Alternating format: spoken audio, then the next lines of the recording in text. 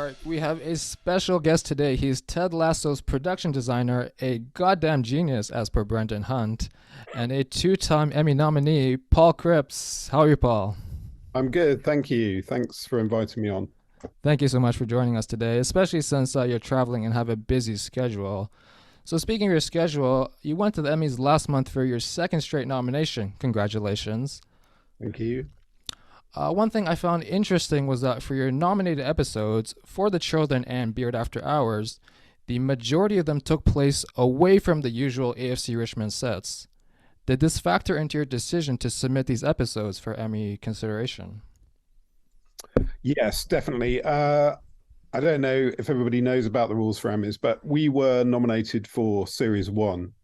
And in order to be nominated or be considered for the Emmys, again, you have to provide evidence over, I think it's 3 episodes that you have created something like 40% more new sets than originally. So obviously, Beard's Night Out was completely new locations and sets, so it seemed like the obvious choice to enter as an episode. I could have entered more than one, and I probably should have entered one of them, but we met the criteria just by entering that episode. So that was one of the reasons for using that episode. Although I do know it's become, well, what we call in the UK a bit Marmite. Some people like it and some people don't like it. So, did you have more fun designing the sets for the children and Beard After Hours, since they obviously differ quite a bit from the standard football fare? Yeah, I think I just wanted to enter those particular episodes because they showed it wasn't just about the original design for the show that's been this more or less the same through the whole 2 series. So it was also to show that we could do something quite different in terms of design and design a space that is used for a big event, but also that we can follow Beard round Soho or London and find some interesting places to film and hopefully take you on a journey where you don't realize what's set based and what's real locations, and in that way kind of create a world using all our opportunities. Yeah, so to kind of elaborate on the point you mentioned there, when I found out personally, and I think a lot of other fans, quite shocking to find out when they film inside the pub that it's not literally inside the Crown and Anchor in Richmond. It's actually something you built from scratch, which is amazing. Yeah. Well, the original plan on the pilot, I think it was Bill Lawrence who wanted to film episode 1 in all the real locations and then build kind of copies of them on stage for the rest of the series. But the way it worked out, we didn't actually have time to film in the pub at all on the first episode. So we ended up shooting it once I'd built it. So originally it was quite a identical reproduction of the interior. We've actually made some changes to it in series 2 because of COVID, because it's quite a small interior. Even though it's quite a big pub, there are some areas that are a bit tight. So we've actually expanded it in certain areas, which I don't think you notice so much watching the show, but it gives us, the cast, crew, more space to work in the pub. So yeah, it was a weird thing that we never actually shot in the real pub, apart from the exterior. But I do love, it's a local pub to where I live, so I often do go in that pub, and it's quite nice to sit there and hear people talking about it in the background about, oh, this is where they shot it, and it's like, no, not quite, but it's it always interests me to hear people talking about it. So you haven't had enough of a big urge to jump in and say, "No, I actually built it." No, I never do that. No, not unless somebody knows I've done it, or some people at the pub sometimes recognize that I'm part of the filming and they'll sometimes say it, but no, I generally don't tell people. Typical British modesty. Maybe, yeah. So another note on the Emmys. Although only Murders in the Building won your category, you were very gracious in defeat, shouting out the winner in your post. And then hair and makeup designer Nikki Austin did something similar. Hannah Waddingham has said that there's a no assholes policy, which clearly extends to you fine folks behind the camera. So, how does such a large group of genuinely good people join forces like this?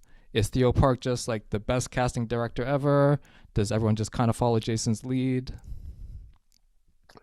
That's a very good question, actually. I think it comes from Jason. Jason was the person. Jason and Bill were the people who employed me. I mean, I was pretty much the first person on board the show.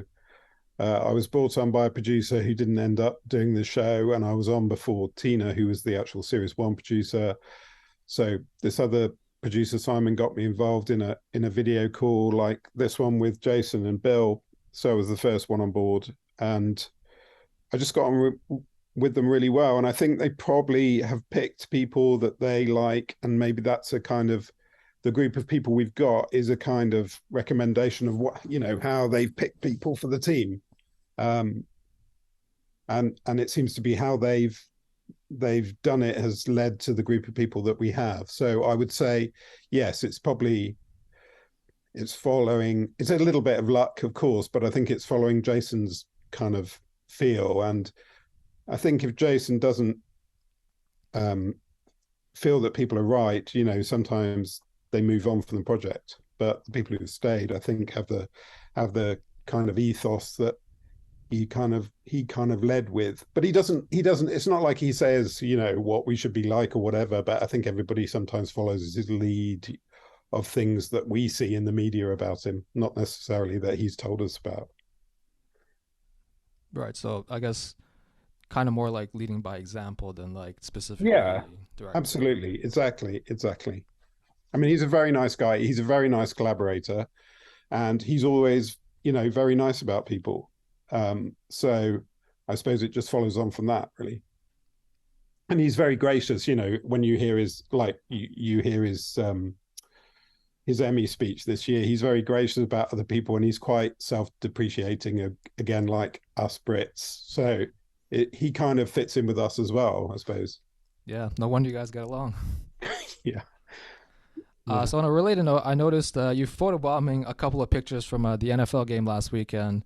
yeah. So it's nice to see that the cast is welcoming enough to have the production crew hang with them, because I'm sure like on your typical big TV or movie production, the main cast probably won't even hang out with the supporting cast, let alone the production cast. So it's nice to see that everyone really gets along.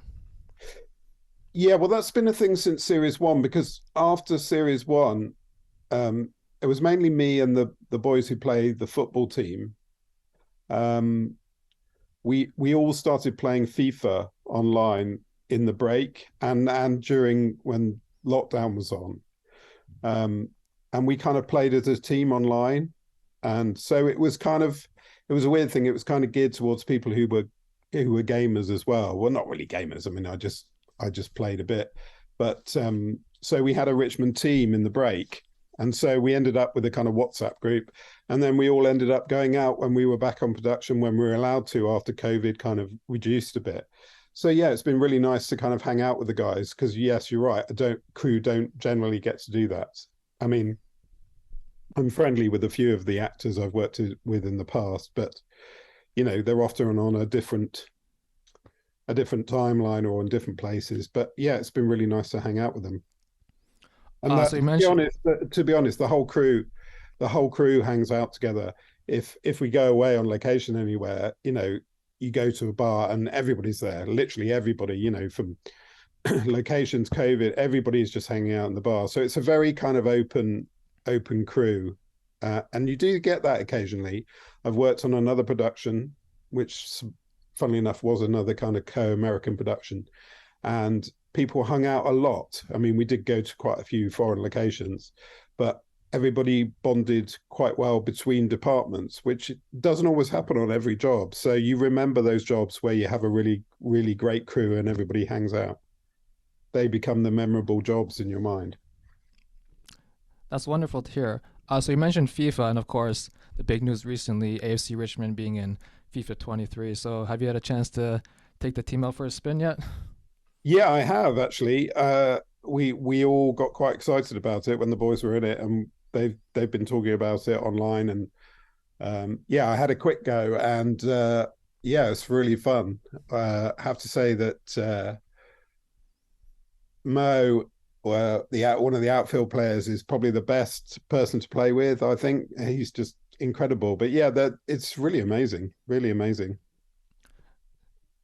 Sorry, when you say Mo, you mean Cumberbatch? Yes, Cumberbatch. Sorry, should Yeah. use the So, correct. so you mean like literally play with Mo, the person, or like with his character No, in the no, with game? his avatar seems to be, for me, incredibly easy to play with. He's so fast and so good. And to be honest, he is he's like one of the best players on the team as well. Um, and quite unassuming chap, really lovely. And so it's been exciting to kind of play with him as a character on the game, which is yeah, it's really weird as well. I mean, it's quite weird to see something that you kind of help design the kind of the whole image and everything, and then suddenly it takes off in this big way. It's quite surprising. And as fate would have it, I believe his short film Broke came out today, so everyone go Yeah, check that out. I believe so. I haven't seen it, but it looks really good. The clips I've seen looks very good. But he's very, very driven and um, driven, but in a kind of quietly unassuming way. But yeah, I think he's a really talented guy. So there were some big developments in the season two finale. So is it safe to say there'll be some new sets we'll see in season three? Yes, there are plenty of new sets. As you'd expect. I think we're going to spend some time at West Ham, and yeah, there are some other spaces which will be of interest and probably of surprise to viewers. But obviously, I can't really tell you anything about those. Yeah, I understand. So on to previous seasons then. One of the most memorable scenes in Beard After Hours, and probably the entire series, was when Beard is hula hooping in the club. So was that hoop that something your team purchased, or did like Brendan actually bring in one of his own? Well, Brendan does have hoops, but he didn't actually. I don't think he had any in series two, but he has brought them in before to use. Um, but I think the one he uses in the club was actually one of ours that we bought for him, because I don't think he brought his over for series two. But he is a master of it, and it was great to see him kind of actually do his whole thing in the club. And I was actually there. I was able to be there that day. It was a really lovely set to design that one. It was a big empty space. It's like an event space under railway arches, and it was just great to turn it into something c- completely different and colourful in terms of creating a kind of beautiful neon lit club. Yeah, I'm definitely glad you mentioned that because I'm sure a lot of people would just assume that you guys just brought in the cameras into some random club, but no, you built that from scratch. Yeah, we built in a dance floor. We built scaffolding for lights. We hung the hoops, and we created all those kind of church like cross neons for that actual scene. So the whole club was created from a kind of an empty space. And possibly the most important question about Beard After Hours: did you actually wear that cowboy hat for the entire filming of that episode? The cowboy hat. Yeah, that was got. It's a, it's it's a funny. I kind of really like that idea that there was a weird box behind the bar which had all that strange clothing. It's very Beard, and it's I really like that episode because it brought out elements of Beard that we just didn't know about. And he's one of the most kind of mysterious characters in the first series. We don't learn a lot about Beard, except that he has this strange relationship with Jane.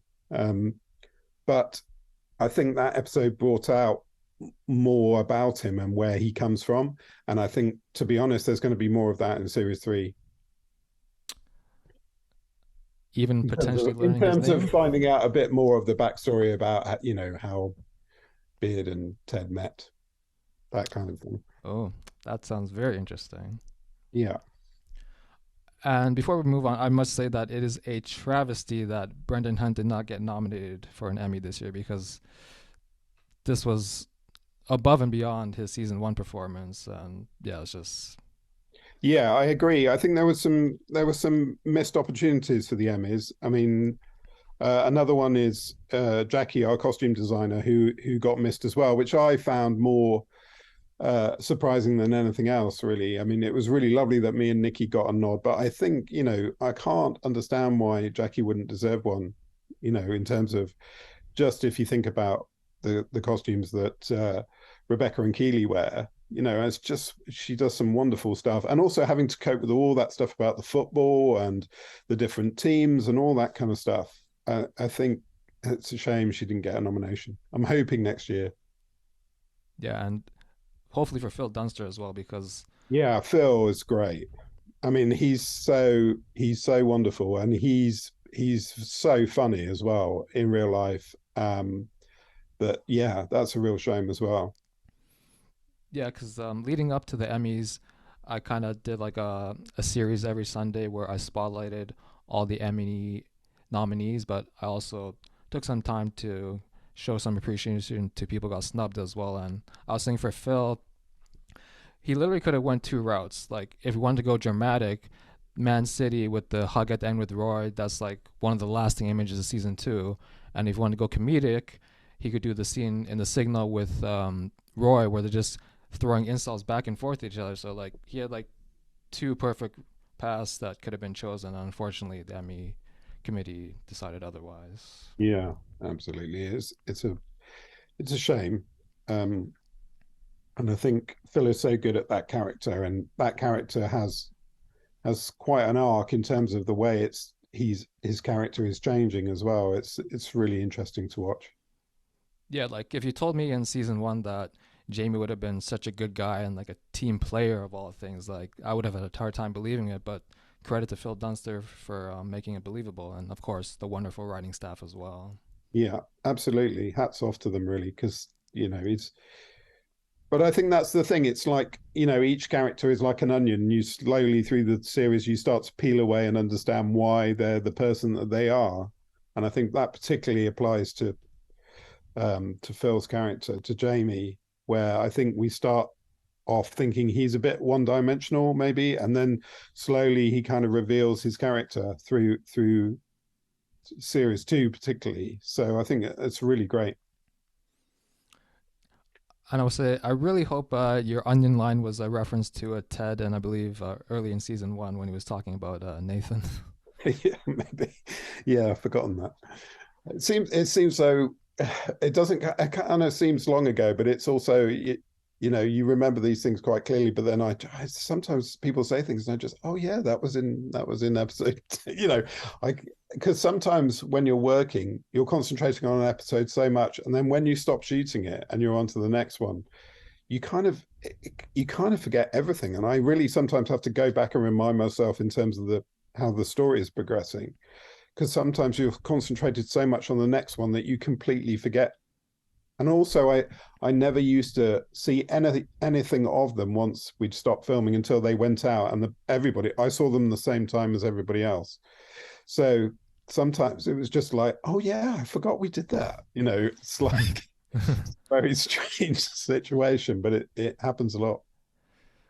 Man, you got to get Apple TV to help you with that. I mean, you work on the show; they can probably send you some screeners, right? They can Yeah, send no, like, but well, this year they've I'm hoping that they might send me some cuts beforehand. But I mean, it's quite nice in a way because it kind of it makes you, although you've been working on it all this time, it's like it's kind of seeing it afresh, and it's quite lovely. And the post and editing guys and the music guys sound are so good that it's like it's wonderful to kind of see it fresh again. And then I go, oh yeah, of course, and all that. And then I remember what we did in each episode. mhm. So it's not a horrible thing to kind of come in and watch it cold again. I mean, like everything, when you do your own work, you sometimes think, "Oh no, oh, I left that. I should have done that." But generally, it's a really nice experience.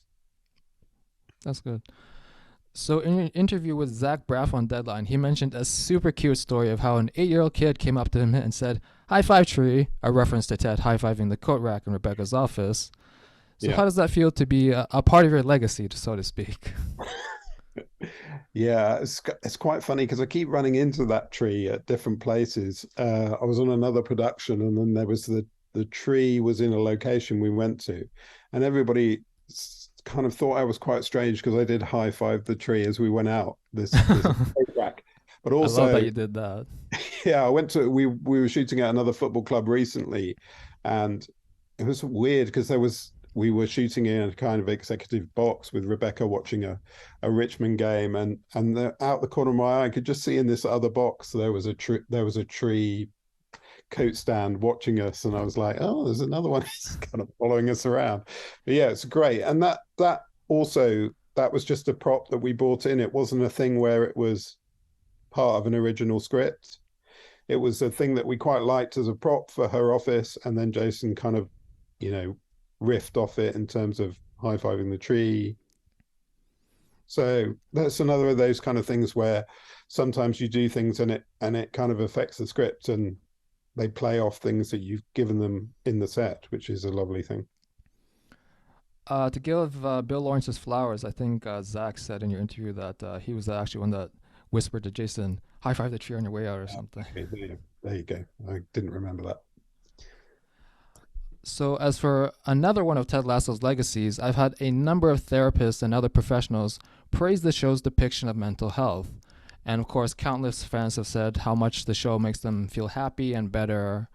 And then, personally, when I interviewed editor AJ Cataline, I thanked him for helping make the funeral episode since it made me realize that, like Ted and Rebecca, I had to deal with the trauma from my own father's death. So, how does it feel like to work on a show that has such a profound effect on people's lives and has helped spotlight mental health in mainstream media? I think it's very moving and it's very humbling in a way that people have connected with it in that way. I think it's wonderful that it's having a positive effect on people. And I think it's great that we can take on board that actually people can speak openly about things, which I think is difficult for all of us, especially things like grief and death of loved ones. Even if it's, you know, even if it's just your dog, even if it's Earl Greyhound, you know, I mean, it's good for people to talk about that. And I think particularly in England, we have a terrible suicide rate in men. Um, I think in Britain, suicide is the biggest killer of men between the ages of 19 and 55. Wow. Um, it's something like 4,000 men a year, and it's statistically massively more than women. So I think anything that kind of promotes the idea that men talk, you know, I think Diamond Dogs is kind of a thing which is, you know, it's a bit of a joke, all the joke about Roy not doing it, but it is about people talking about things and not just talking about sport or, you know, and anything that can get people talking about those kind of issues of grief and, you know, feeling depressed or feeling low or feeling down, I think is a good thing.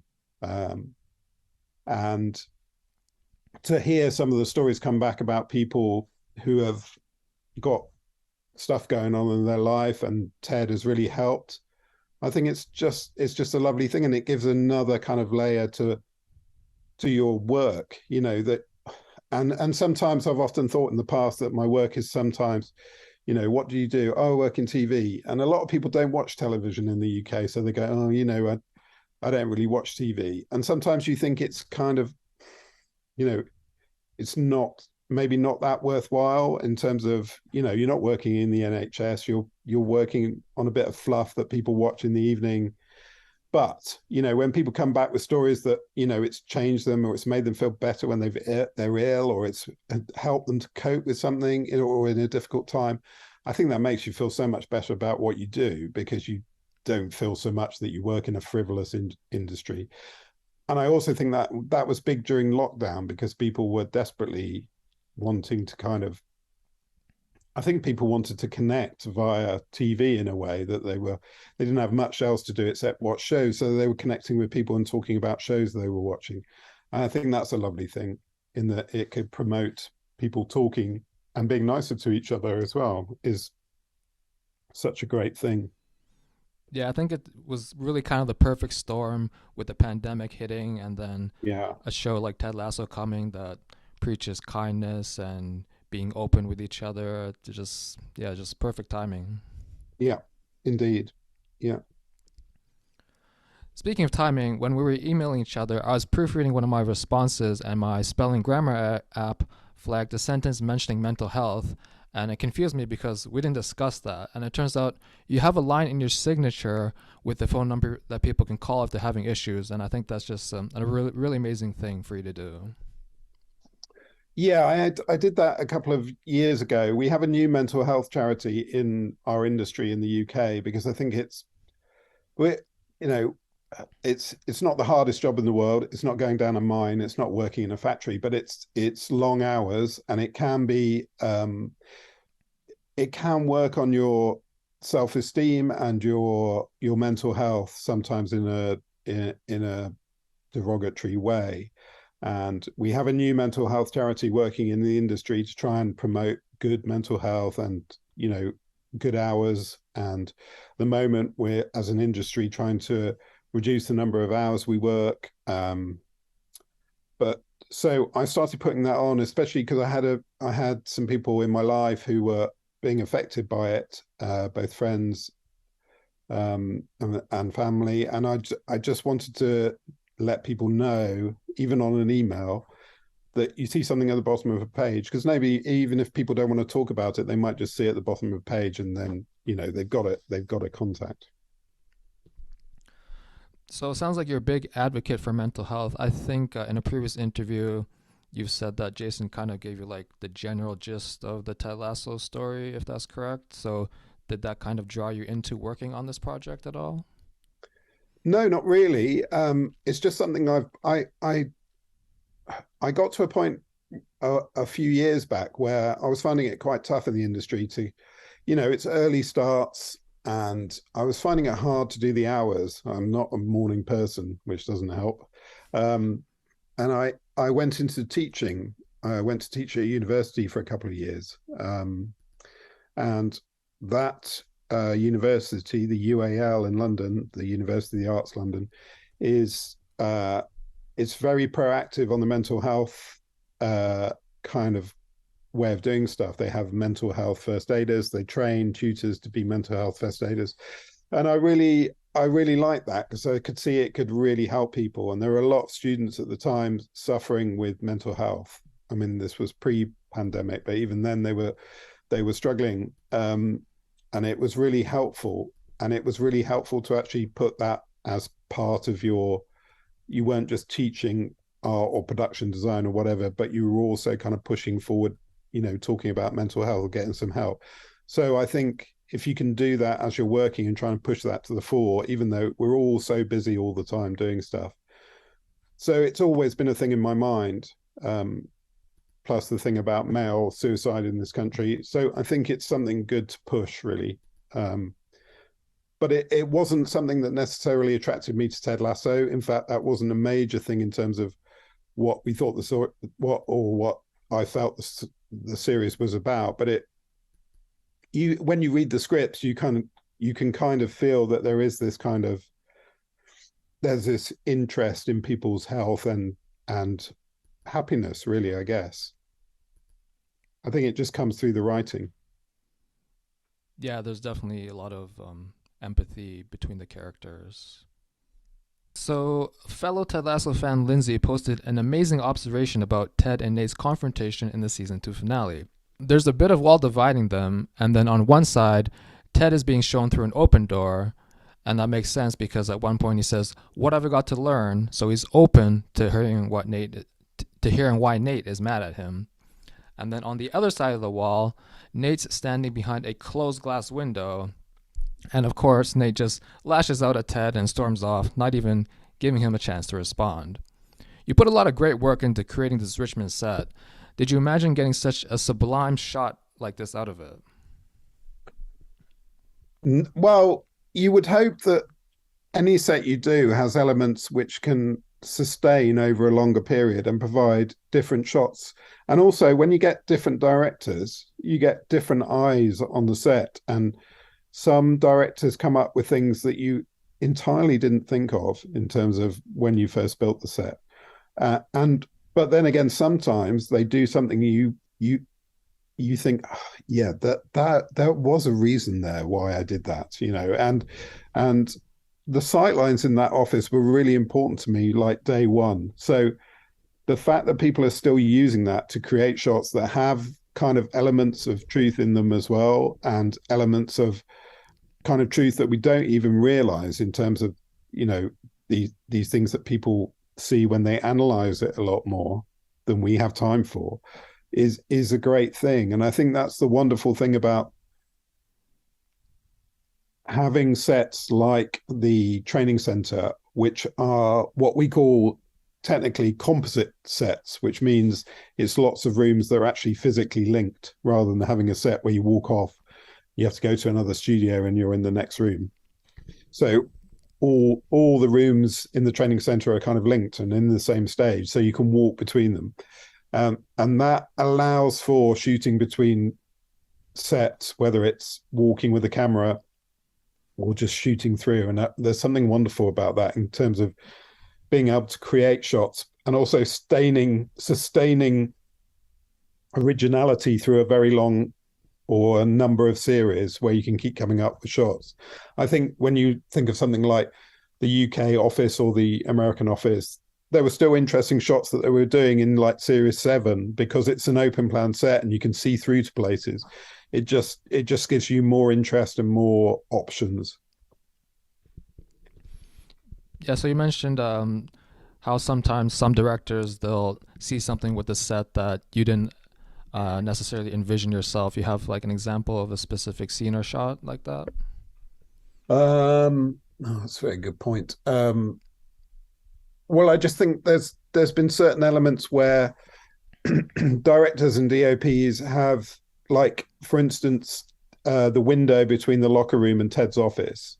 At some points, we have now taken that window out, and shots have gone through that window, and the window has been digitally replaced, so it's almost, and that was something I never ever envisaged. I just thought you'd look through it, but to travel through it is quite an amazing thing. And the thought of doing that is not something I really investigated, but I think it's great. It's a really amazing kind of thing to do. And then to your point of how you wanted kind of everything in the training center to link together, uh, one of my favorite memories of an example of that is near the beginning of season 2, where you see Nate starting to be a wanker to Will the Will, Kitman, yeah, and in one scene he specifically closes all the doors in a row so that Will has to yeah, open each one back up. I think that was a really fun example of that. yeah. There is a running joke in Ted's room about the door in series 2, because we created this door we changed the door between the place where Roy is and Nate is and Ted and Beard are. We changed that in series 2 for that particular gag so that he could come through and then finally slide the door. But then we needed a door that we could also run the camera through. So became quite a large sliding door. And now there are a myriad of jokes that also get into the script about me creating a door that was too big, which is a quite funny in joke, but it sometimes gets a bit like, oh God, not again, the mention of the door. But yeah, but it's a great scene. It's a really lovely scene. I felt in a way protective when I watched that scene myself. I felt protective of Will the Kitman, because Charlie, who plays Will, I worked with him when he was about 12 on another production, on a BBC production of a children's book called The Borrowers. And we were out in South Africa and he came out with his mum. And because most of the other characters are small and tiny, they were not there at the same time. So he was there out on his own in Cape Town with his mum for a number of months. And my kids came out and saw the production, and so it's kind of memorable for me. So when Will gets treated badly, I was like, oh no, it's Charlie. I kind of felt for him in a kind of fatherly way. Oh, that's But he's sweet. great. He's such a great actor. He's brilliant. He's so funny. Yeah, like if you see like a candid photo of Charlie versus like a photo of Will from the show, they look like almost two completely different people. Yeah, absolutely. He's very different in real life, but he's very sweet and very funny as well. He's really good. In your interview with the Lasso Effect podcast, Nikki Says Hi, you mentioned there were a couple of items Juno loved so much she said, "Oh my god," and then the writers worked it into the script. My guess is that one of them was the pink leopard. Yeah, yeah. Well, the one thing she really got excited about was a mirror in her dressing room in series two, which is a very expensive mirror. It's a neon edged mirror, but it was not in the script. It was actually it was just part of our set decoration because both myself and Kate, the set decorator, loved it. And then we found out on the day because somebody told me Gina's just been screaming about the mirror on set, and that normally means that an actor doesn't like it and you're in trouble. But actually, it was good. He absolutely loved it, and it's also a mirror that she's coveted for a while because she can't afford one either, and they are just immensely expensive. And we all kind of realized that we all love that mirror, and she was very, very happy that she had it in her dressing room as Keeley. So sounds like we're gonna try to work some more mirror shots in season three. Yeah, yeah. We haven't been in her dressing room this year though, so far. So we've not had the chance to have it back. uh, so was the pink leopard actually the other item you were referencing in that? Yeah, I mean she's gone wild about quite a few of the things we've brought in. But yeah, the pink leopard is certainly something that she really loves. Trixie Bell is the name of the pink leopard. And yes, she's definitely fallen in love with that statue. We have to be very careful with that one. Yeah, because when I heard that line from the podcast, I remembered how Rory was growling at it at the end of the season. So I thought that was the working to the script part. Yeah, no, definitely. I mean, the leopard became more important as we went on because I think probably because they heard that me and Gino were talking about it, and obviously Gino talked to them about it. But yes, it did get worked in more post arriving on set. But it's also part of that, it's a little bit of a callback to the lion and panda discussion in series one from the advert, in the car park scene when they talk about, what would you rather be? So there are a lot of kind of hints of other things, and it's one of obviously we know it's one of the things that the writers and Jason really love is the callbacks, not only to previous series but other things. So yes, it's definitely worked its way in because of that as well. Oh, that's brilliant! I didn't even think of the callback angle. Yeah, I think it's part of why it's there. As a fellow creative, I'm a writer at a marketing agency. I'm curious, do you prefer the carte blanche you had at the beginning of the series, or do you rather have some more structure and direction?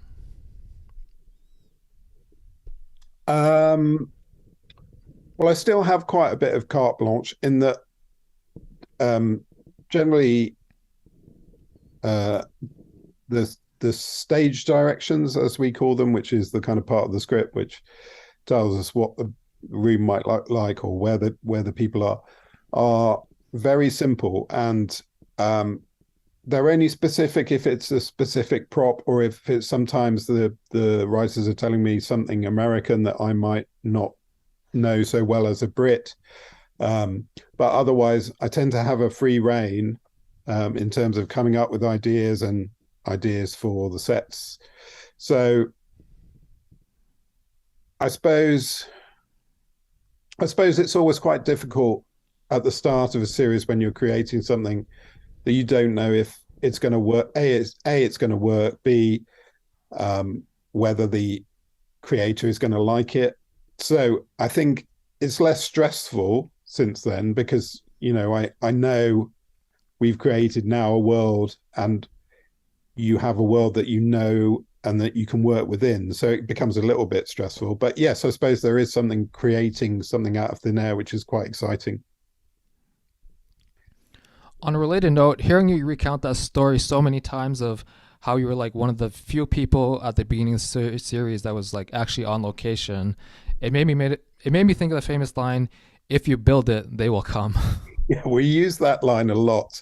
Uh, and I remember saying that to Tina, the producer, when we were talking about, well, should we just get on and build it? And we were joking about that. But there is a certain amount of things that, you can talk about things for a long time and you can discuss it, and everybody has a different picture in their head of what it's going to be like. And sometimes you just have to get down and build it. And if they don't like it, they don't like it. But at least if you've got something concrete in front of you, you can all discuss it. I mean, that's why obviously trying to visualize stuff and create it, but even concepts, it's not the same as being in a set or being in a location when it's dressed. You sometimes you just have to do it, and you can refine it and you can change it. What the wonderful thing about TV is that, it's not a 300 million pound building project. We can change it, and we can tear a wall down, we can put a door in somewhere else. So we the best thing is to just be brave and go on and build it and hope you get it right. Mm-hmm.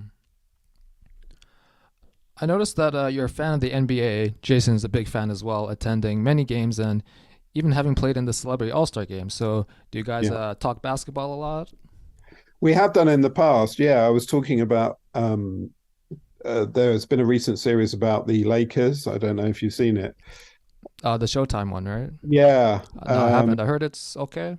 yeah, I really enjoyed it. But I'm a big basketball fan, and that was kind of the time that just after that time was when I was a kind of kid watching NBA stuff.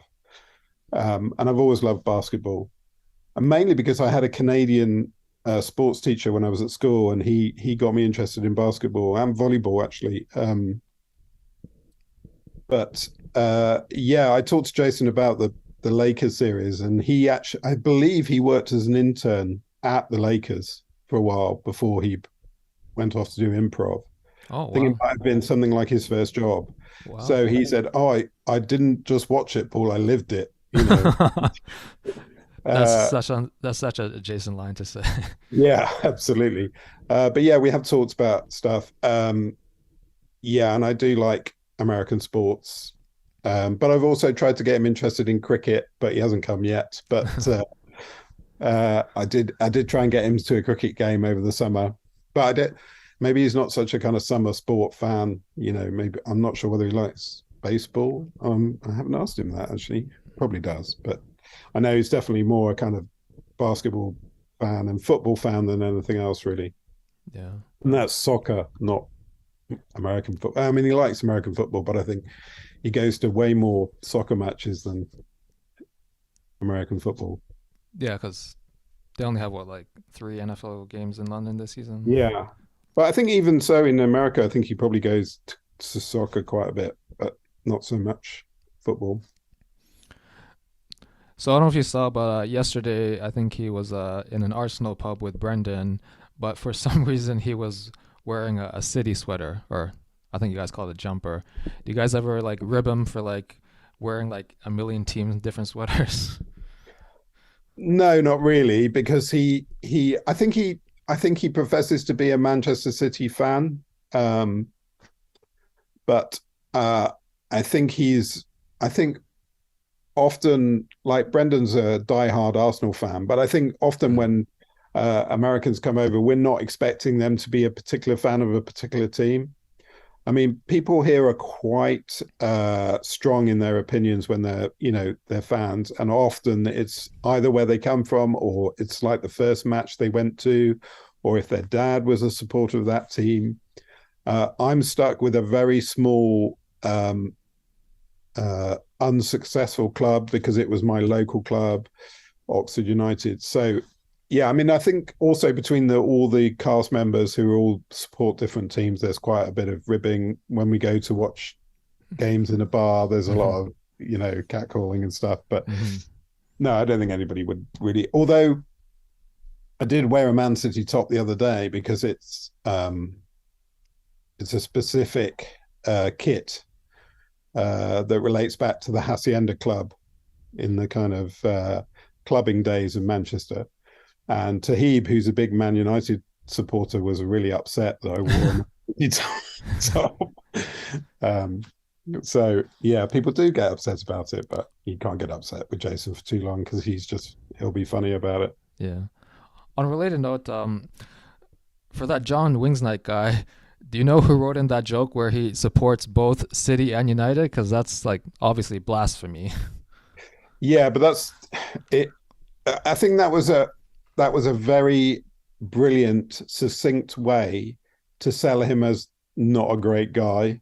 Because if you're that guy and you just support a team because they're doing well, everybody's like, "Oh God," Yeah. And that is such a succinct line in the UK for saying, "Oh my God, what an ass," and um, yeah, it's a great line. Also, Patrick Bilardi, who's the actor who plays it, I've worked with him many times before, and he's so good at kind of being that kind of not so great guy, and he plays it so well. I think it's kind of perfect line for him Yeah, to for give. sure. There's a fun line in For the Children where Higgins fumbles his phone, but then he manages to catch it just before it drops. Was that a real phone or was it a prop? No, they're all real phones. Oh wow, Apple TV must have a pretty big budget if they can risk all these phones dropping.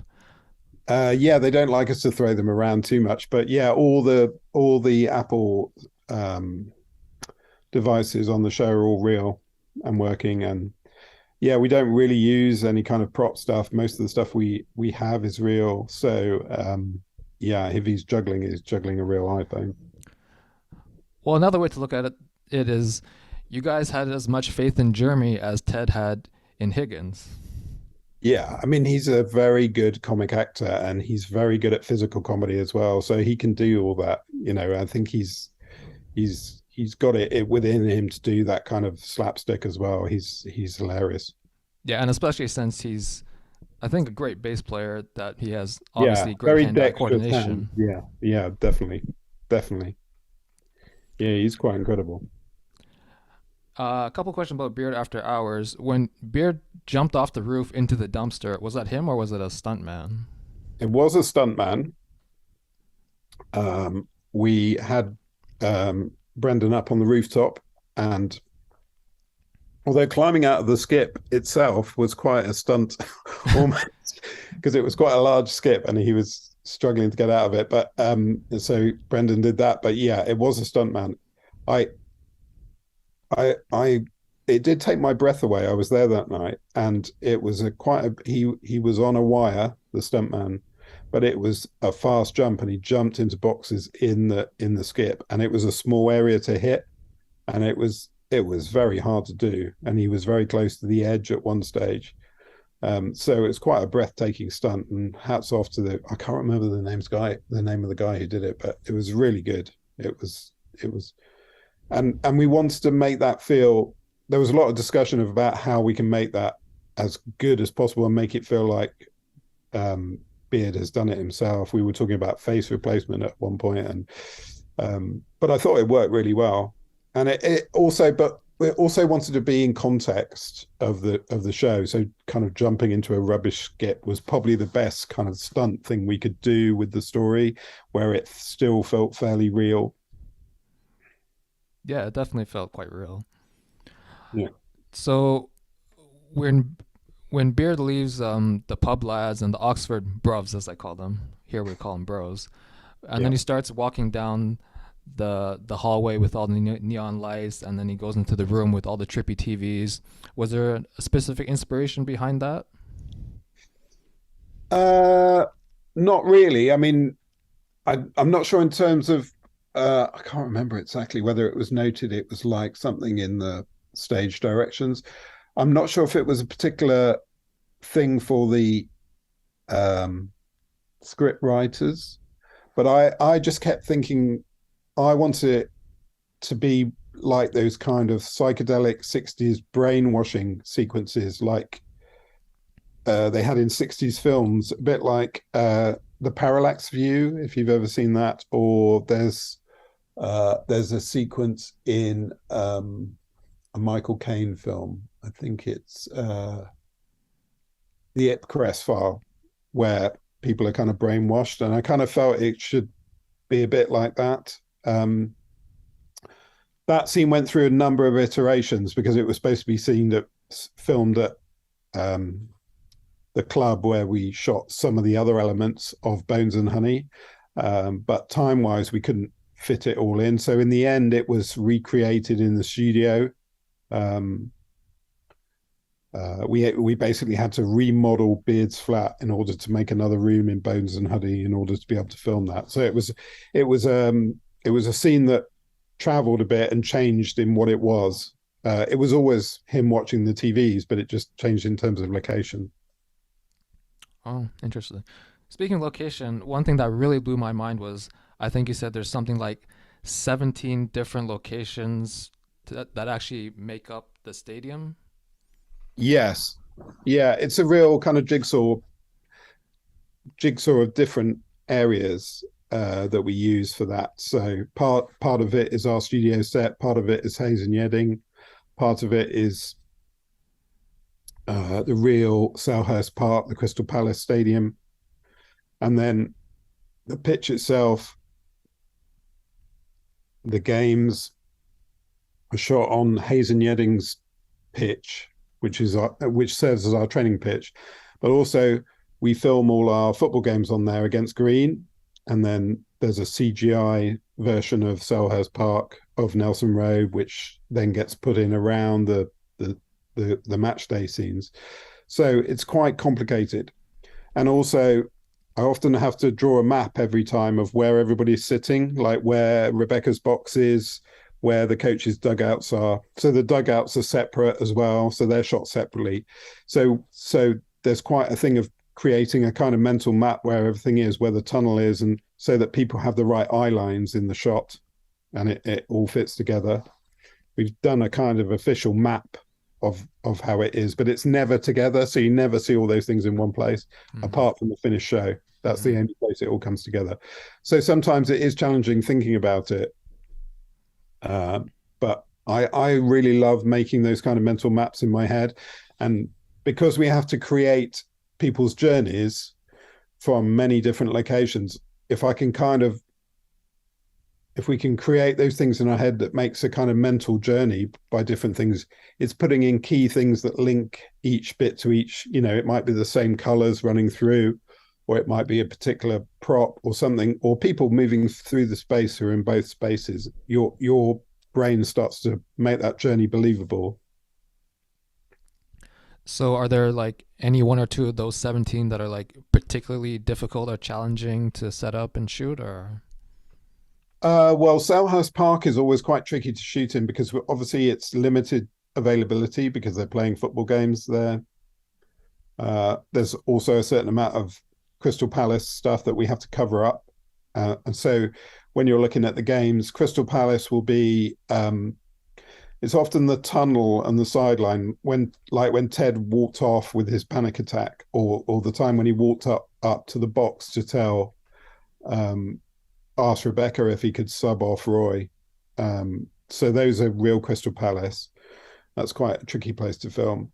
And then, so Rebecca's executive box is a separate place. So she's not watching anything when they're reacting. So it's quite hard for the actors because they're all reacting in different spaces that aren't joined together. Yeah. That's how you can tell that they're really good. Yeah, that's acting. So, although I've talked to people from the show before, this is the first time I've had a guest on my podcast. Thanks again for coming, because I just recently launched it. So, I want to start a new tradition. My podcast and fan pages are, of course, called Ted Lasso Is Life. So, my question to you is, what is the one Ted Lasso memory you'll remember for the rest of your life? Ooh, that's tricky. That's really tricky. You mean from the show or from the making of the show? Could be either or. Just one thing that you'll always remember because it had such a lasting effect on you. Uh, I would say when I watched the show for the first time, and I watched it the same time as everybody else watched it, series one, I would say the dart scene, because that really struck a chord with me, because the dart scene went through a number of different iterations about how that was gonna be, what it was gonna be. It started as a cricket game where Rupert invited Ted to play cricket, which we didn't really kind of work, and then finally it became darts in the pub, and then literally Jason went off and wrote that stuff like half an hour before, and and when I saw it in the show, I just thought, wow, that is just phenomenal. That scene is just that, to me, it's still the best scene I think in series one and probably series two. It really sells everything so well. So I think if it was a memory I'd take away, I think it's the dart scene. Yeah, I will say that anecdotally, it's definitely the scene that fans resonate with the most. Like always quoting "Be curious, not judgmental." Yeah, which is weird because it's. I don't think it's a real quote. I Yeah, don't. because I don't there's think he actually actually. yeah, I don't there's think a he site that actually actually said says that. that Walt Whitman actually did not say that himself. So it's Yeah, kind of funny how that got attributed to him via Ted. yeah. I think it's one of those strange things where somebody has written it as a graffiti somewhere, and then it's become a thing which everybody believes he said, but it didn't. He didn't say, and that happens quite a lot, I think, with certain phrases, and it doesn't really matter in a way because it's still such a wonderful kind of phrase in terms of a way to live your life even. And yeah, I think that scene is just something where I went, wow, okay, wow, this is really something special. Yeah, and I think as I've heard, legend has it that Jason actually did like a few different versions of it when he was. Yeah, he was riffing, definitely riffing off it, because I think